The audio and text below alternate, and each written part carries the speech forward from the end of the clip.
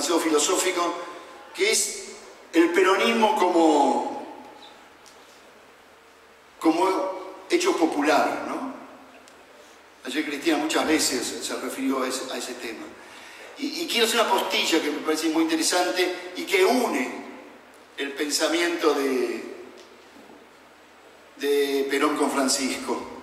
Es muy interesante este trabajo, que la verdad que voy a continuar, porque pensé cosas para esta charla y que voy a continuar profundizando, ¿no? Porque Perón toma mucho de la doctrina social de la Iglesia y Francisco, antes de ser Francisco, tomó mucho de Perón. Y con dos tareas diferentes dan una visión del mundo. Es muy interesante que sea un papa latinoamericano, ¿no? No sé si durará un milenio, ¿no? Porque hubo un milenio del papado asiático, venían los papas del Asia, después fue europeo, el segundo milenio. Capaz que este tercer milenio viene de la periferia, ¿no? De la periferia latinoamericana, africana, de la periferia asiática, de los mundos coloniales, de los otros, digamos. Y la mirada del Papa en eso es interesante, pero aquí quiero rescatar el peronismo o el justicialismo, que aparte se llama humanista y cristiano, no porque quiere excluir a fieles de otras religiones e incluso agnósticos, sino pensado más culturalmente, ¿no? Pensado más como una tradición civilizatoria que como una fe práctica. Y me parece que es clave la categoría pueblo, ¿no? Porque Perón piensa desde el conjunto del pueblo, que es un conjunto heterogéneo, no tiene la homogeneidad de una clase social, es mucho más que una clase social. ¿Por qué? Y porque cuando uno piensa de la periferia, piensa antiimperialistamente. Y el imperialismo en estas tierras perjudicó a más de una clase social. Por lo tanto, la categoría pueblo implica no solo a la clase obrera, sino a los pequeños propietarios, a los profesionales, a los comerciantes, al pequeño propietario agrario, al peonazgo de campo, una complejidad, incluso a sectores de la burguesía nacional, pyme.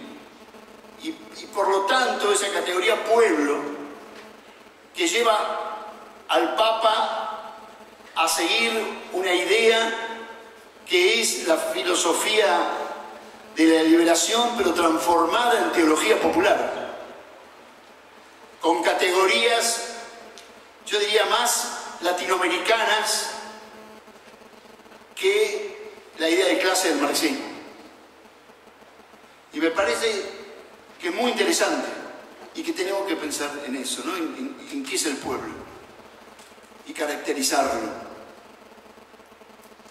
¿Cómo tenemos que caracterizar a nuestra burguesía? Sabemos, porque John William Cook nos dejó clavado un sello de que fuimos el hecho maldito del país burgués, ¿no? Y la verdad es que todos los pensadores nacionales, Jauretche, Scalabrini, Hernández Arregui, por nombrar algunos, se ocuparon mucho de poder desentrañar ese país burgués, ¿no? Fuimos el hecho maldito del país burgués. No nos convirtamos en el hecho bendito del país mediático, ¿no?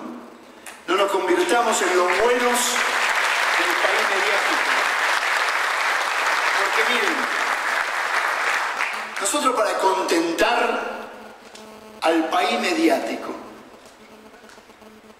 y a los paneleros,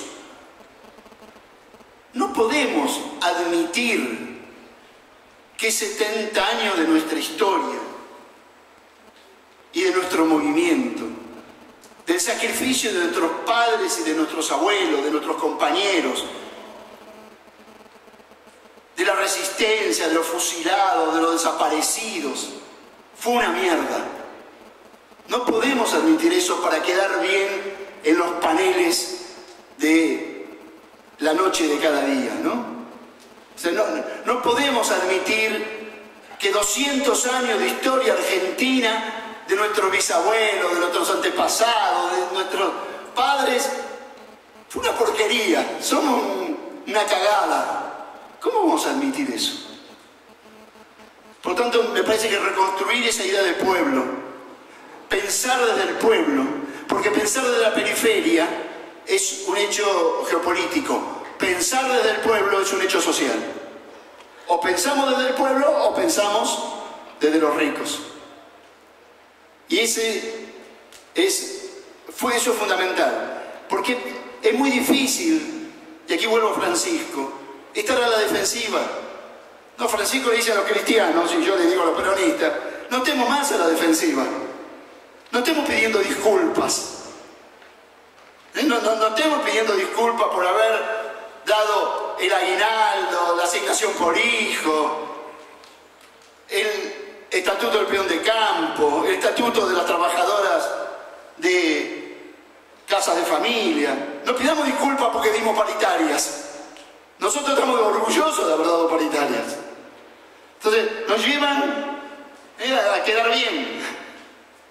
Y nosotros nos dividimos, me parece que es otro problema que tenemos hoy con la unidad, había un libro de Humberto Eco que se llamaba Apocalípticos e Integrados, ¿no? Él lo pensaba para las comunicaciones. Pero ahora nos dividimos entre apocalípticos e integrados. Nos dividimos entre los que creen que mañana estalla todo y después se decepcionan porque no estalló todo, y los que quieren integrarse. Bueno, vamos a arreglar, votemos los fondos buitres, total, ¿no? Bueno, si no hay paritaria, más o menos. Nos tenemos que buscar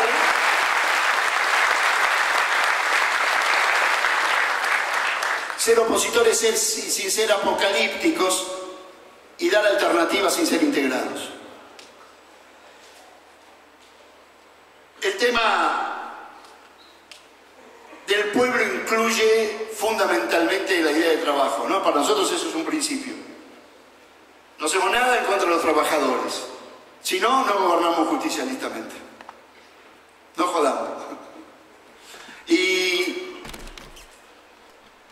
para nosotros el trabajo es dignidad, ¿no? Dignidad humana. Y hay algo que dice Francisco para el cristianismo que es: hay que tener el orgullo de ser pueblo, el deseo de ser pueblo, la felicidad, el goce de ser pueblo, ¿no? De embarrarse, de compartir, no ayudar desde arriba ni desde afuera, sino meterse adentro y acompañar y sentir. Y para nosotros el trabajo es la organización social, fundamental. Y trabajamos por el conjunto, ¿no? Una de las 20 verdades que a mí me gusta es: el que trabaja para un círculo político se pasó a la oligarquía, ¿no? El que trabaja para el conjunto trabaja para el pueblo. Y me parece que esto es fundamental. Y también la humildad. Con lo que hay mucho para pensar. Me imagino que podría seguir hablando 5 horas sobre esto, ¿no? Y sobre estos principios que nosotros no podemos quebrar. Para no ser tampoco el peronismo VIP. ¿Vieron que ahora hay un peronismo VIP? VIP quiere decir Very Important Persons, ¿no? Parecería ser que hay gente más importante que otra, ¿no?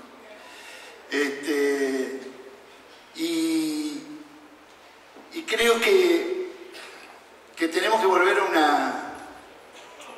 a esa idea de compañero que he sentido entre ayer y hoy acá, en esta democracia obrera que ustedes han realizado. Si pensamos las ideas de Francisco, y termino con ello, hay mucha enseñanza para también los que hacemos política. Digo 3 o 4, rápido. Él dice un cristianismo que abraza, no que se cierra. Pensémoslo para nuestro movimiento, ¿no? Que abraza y no que se cierra. Que necesita salir al encuentro, cambiar. Pero también replantear, pero también salir de uno mismo. Basta de autoelogios y de autorreferencias, salir de uno mismo. Los pobres son el corazón del cristianismo, también son el corazón del peronismo. Por lo tanto hay que luchar por ellos. La idea que Perón desarrollaba y que Francisco repite, no amor al sacrificio, sí al esfuerzo. Pero no hemos venido aquí a sacrificar a un pueblo. No. Obsesión por la austeridad. Tener poder para darle a los otros. El poder es un servicio. El poder debe ser obediente. El obediente de la voluntad del pueblo. Por lo tanto, embarrarse en el servicio, ¿no? Con alegría. Gaudium, encíclica, es alegría. Jauretche decía, nos van a vencer si nos entristecen. Por lo tanto, reflexionar sobre el extremo.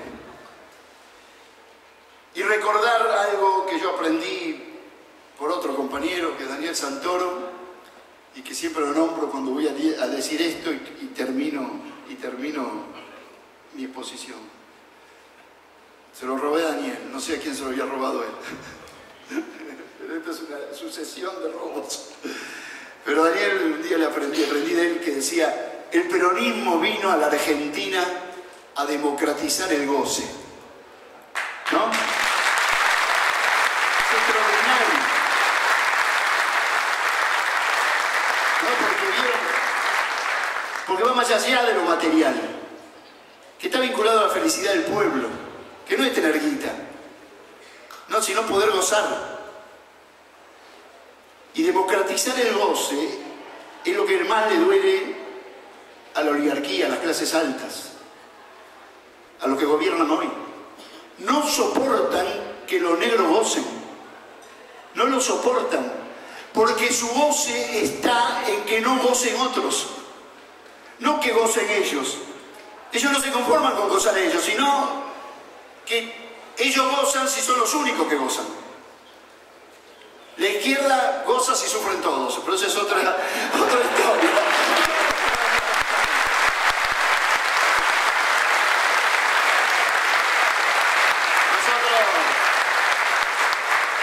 tenemos que volver para democratizar el goce. Muchas gracias.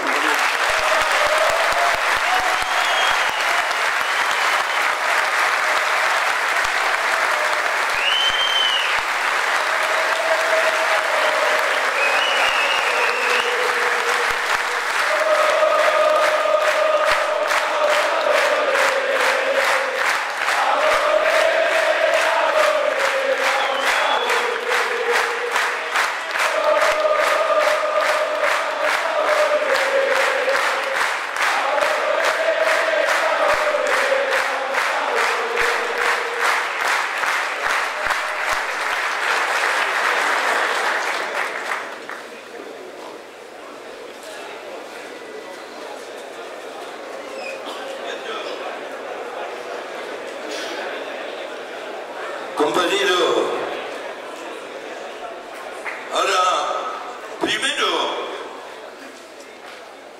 ahora me di cuenta porque soy tan peronista. ¡No! ¿Sabes por qué a esta altura de mi vida me conformo con ver gozar a otro?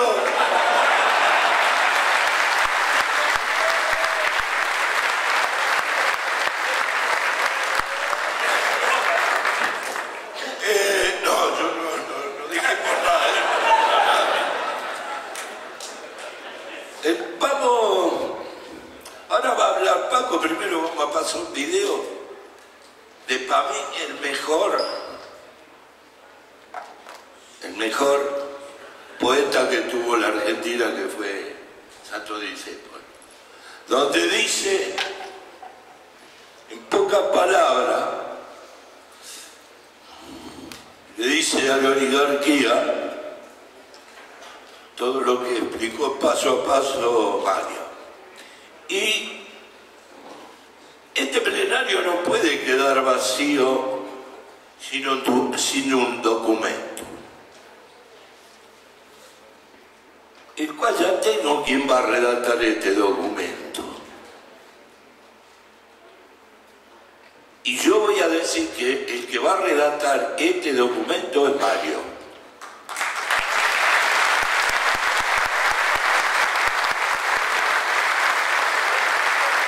Así que, muchachos, el documento lo tengo que aprobar. Y Mario va a tardar. Lo que esté por la afirmativa, sírvanse de levantar la mano.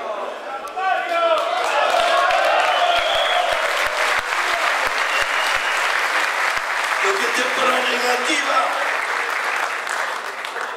atenciones, aprobado el documento que va a redactar Mario por unanimidad.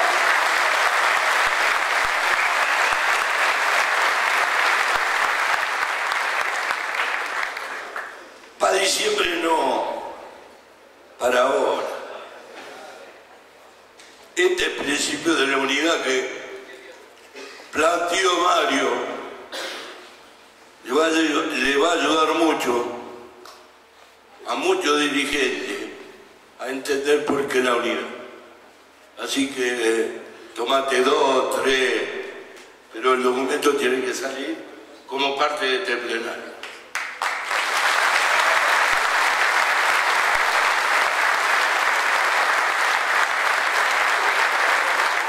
Seguimos con esta parte, el video que anunció nuestro secretario general.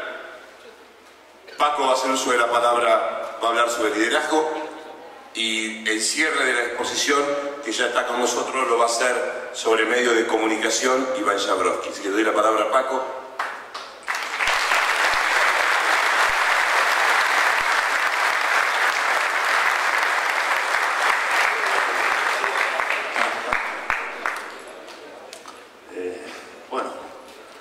Buenos días. Hablar sobre el liderazgo es muy pretencioso.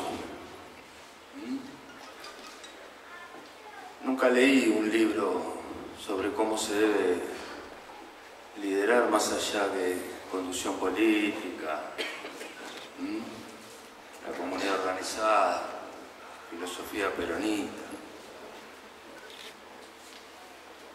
Yo creo que los líderes nacen cuando saben interpretar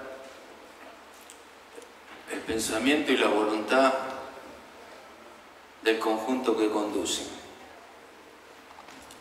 Y esto lo van a ver en el video. Y el video, que es muy cortito, hace un resumen claro de que el pueblo era peronista antes que Perón. Perón lo que hizo fue interpretar al pueblo.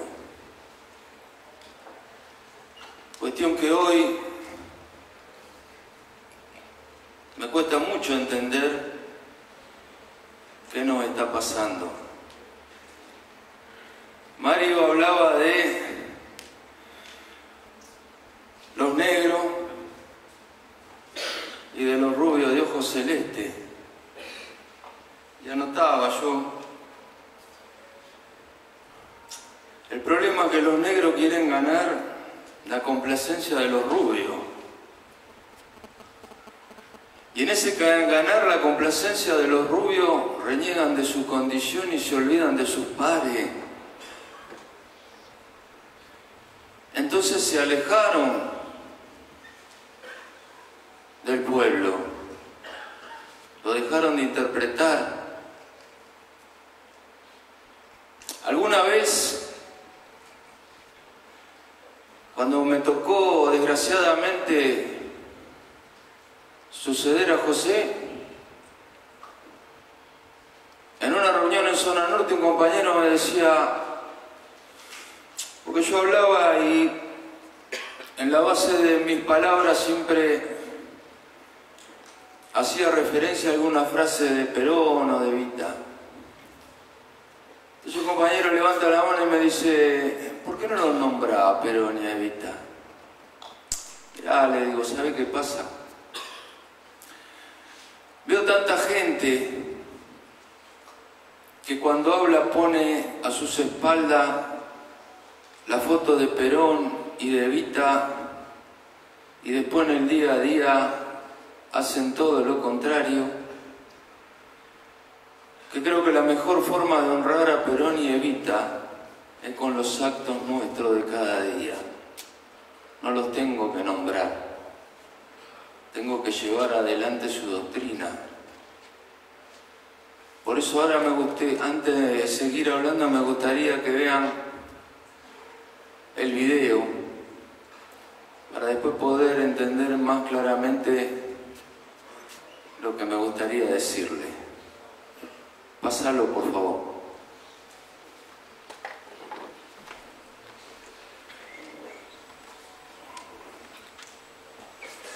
Con ustedes, Enrique Santos Vicente.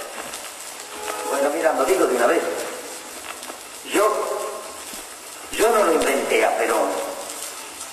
Te lo digo de una vez, así termino con esta pulseada de buena voluntad que estoy llevando a cabo en un afán mío de liberarte un poco de tanto macaneo. La verdad, yo no lo inventé a Perón, ni a Eva Perón la milagrosa. Ellos nacieron como una reacción a tus malos gobiernos. Yo no lo inventé a Perón ni a Eva Perón, ni a sus doctrinas. Los trajo en su defensa a un pueblo a quien vos y los tuyos habían enterrado en un largo camino de miseria. Nacieron de vos, por vos y para vos. Esa es la verdad. Porque yo no lo inventé a Perón ni a Eva Perón. Los trajo a esta lucha salvaje de gobernar creando la ausencia total de leyes sociales que estuvieran en consonancia con la época. Los trajo su tremendo desprecio por las clases pobres a las que masacraste desde Santa Cruz hasta lo de Bacena, porque pedían un mínimo de respeto a su dignidad de hombre y un salario que les permitiera salvar a los suyos del hambre. Así, del hambre y de la terrible promiscuidad de sus viviendas en las que tenían que hacinar lo mismo sus ansias que su asco. No, yo no lo inventé a Perón ni a Eva Perón. Vos lo creaste, con tu intolerancia, con tu crueldad, con la misma crueldad que ella del candidato a presidente que mataba peones en su ingenio porque le pisaban un poco fuerte las piedritas del camino a la hora de la fiesta. Y sí, yo sé que te fastidia que te lo recuerde. Y claro, pero vamos a terminarla de una vez. En fuerza de hacerse un estilo tanto desmán, terminó por parecerte correcto lo más infame. Claro, a vos no te alcanzaba. A mí lo único que me resta es agradecerte el bien enorme que sin querer le hiciste al país. Gracias te doy, por él y por ella, por la patria que los esperaba para iniciar su verdadera marcha hacia el porvenir que se merece. A mí ya no me la podés contar, morriquito. Hasta otra vez, ¿sí? Hasta otra vez.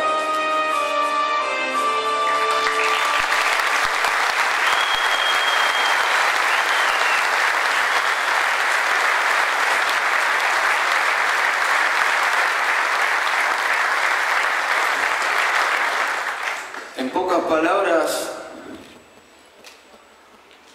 resumió lo que también explicó Mario. Ser un líder significa tener compromiso. Compromiso con una idea, compromiso con una historia, compromiso con los principios que construyeron esa historia. Ricardo Pignanelli es producto de, como José fue producto de. Yo no lo conocía a Closterman. Mi Mi generación no lo conoció a Klosterman, pero José lo mantuvo vivo, porque mantuvo vivo su idea, mantuvo vivo sus principios, mantuvo vivo su sueño. Y todo eso lo mamamos porque José era un conductor que no se guardaba la historia para sí mismo. José era un formador de dirigentes. Miren, en política y en gremialismo muchas veces escucho esa famosa frase popular que no la entiendo. No avives giles que después se te hacen contra. Y José tenía un liderazgo tan profundo y tan fuerte que era muy consciente de que iba a ser difícil que a él lo sucediera un hombre. Entonces empezó a avivar a dos giles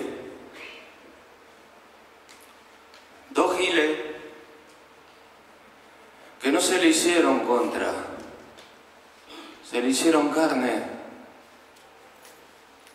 y tomaron esas banderas y las seguimos llevando adelante. Y hoy tenemos un líder que, Ricardo, para liderar hay que ser generoso. Para liderar hay que saber que los vasos comunicantes que ese liderazgo van a fortalecer son los militantes. Ahora la militancia hay que avivarla, preparándola, dándole un espacio para debatir, interpretándola, acompañándola, porque son los que van a seguir con esa historia. Por eso no entiendo la diferencia entre el peronismo responsable,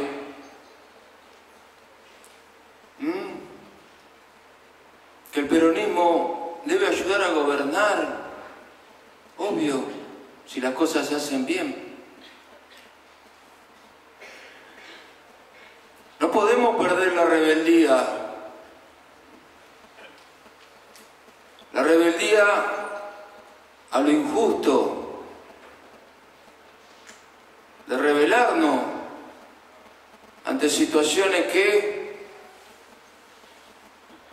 perjudican a nuestro pueblo, y en este caso a los trabajadores, porque Perón también decía que hay una sola clase de hombre, que es el que trabaja, y ahí englobaba todo, no era clasista. Porque también hablaba de la escalera social, que en el primer escalón todos debían tener sus necesidades básicas cubiertas y después cada uno ascendía en esa escalera de acuerdo al esfuerzo que realizaba. ¿Qué voy a hablar del liderazgo? Lo único que hacemos con Ricardo es seguir una historia que comenzó Klosterman y José, pero una historia que tiene raíces, y tiene raíces profundas, porque nosotros no queremos militantes bobos que sirvan para tocar el bombo y llenar espacio. Queremos militantes con claridad, con convicciones, con sentido de pertenencia.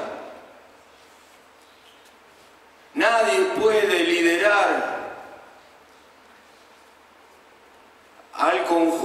si no tiene sentido de pertenencia a sus ideas,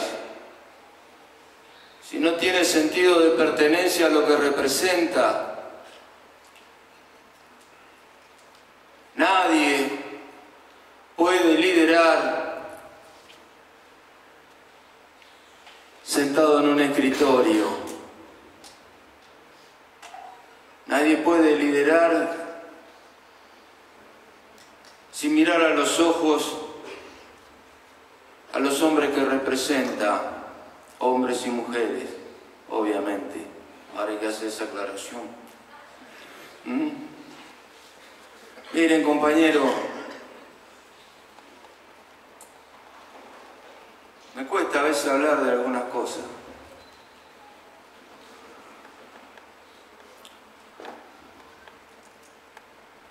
Cuando hablo de la generosidad de los dirigentes, hablo cuando un dirigente no se atornilla a un sillón y lidera pisando cabeza.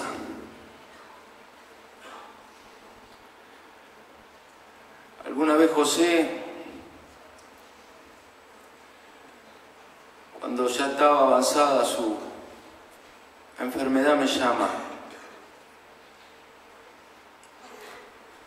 Estaba por operar, me decía, mira,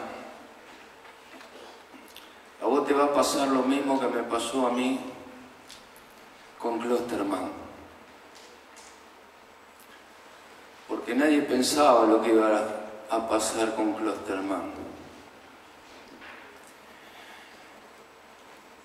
Y fue una situación que a mí me sorprendió y me pegó y no estaba preparado.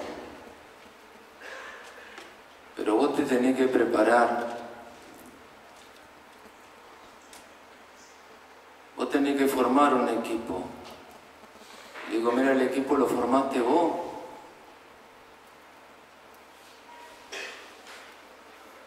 Y es el equipo que siempre hablamos. En todas las fábricas, en todos los lugares, hablamos de la unidad de concepción, porque el sentido de pertenencia entra por la cabeza, pero se solidifica en el corazón. Pero para que llegue al corazón tiene que estar claro en la cabeza. Porque a la hora de repartir caramelo, estamos todos. Estamos todos. Y es fácil agarrar el fierrito cuando vas a la fábrica a repartir caramelo. Pero el dirigente que puede ir a una asamblea y agarrar el fierrito con un tarro de mierda abajo del brazo y la gente lo respeta y la gente lo entiende, es porque él realmente es un líder. Porque el secreto de un líder es que jamás debe dejar de ser militante.